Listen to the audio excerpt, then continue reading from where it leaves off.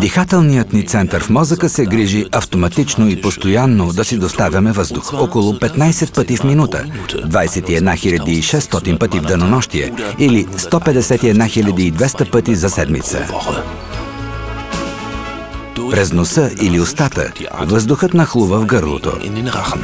Оттам през гръкляна навлиза в трахеята и през двата главни бронха постъпва в белите дробове. По-нататък през най-малките разклонения на бронхиалното дърво, бронхиолите, въздухът навлиза в около 600 милиона алвеоли. Ако вируси нахлуят в дихателните пътища, тази естествена система не може вече да функционира. Вирусите проникват в лигавицата, отключва се възпаление, стига се до обилна продукция на гъст секрет, който блокира движението на ресничките на повърхността на дихателната лигавица.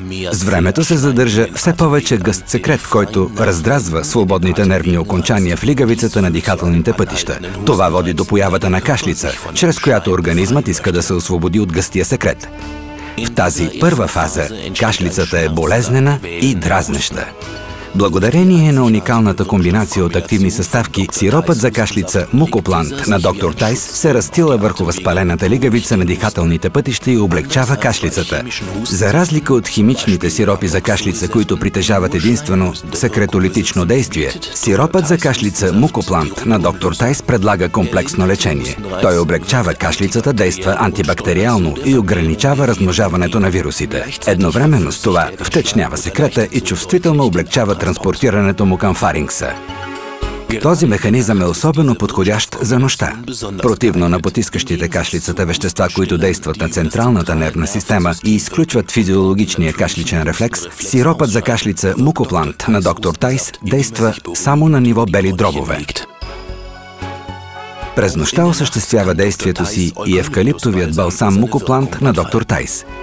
Активните му съставки проникват в горните и долни дихателни пътища по два пътя, посредством носа и устата и през кожата. Така евкалиптовият балсам Мукоплант облегчава дишането и съдейства за спокоен сън. Проучванията доказват, че приемът на сироп за кашлица Мукоплант в комбинация с Мукоплант евкалиптов балсам съкращава периода на боледуване. Високодозираните капсули Мукоплант-анисол втечняват гъстия секрет в горните и долни дихателни пътища и действат антимикробно.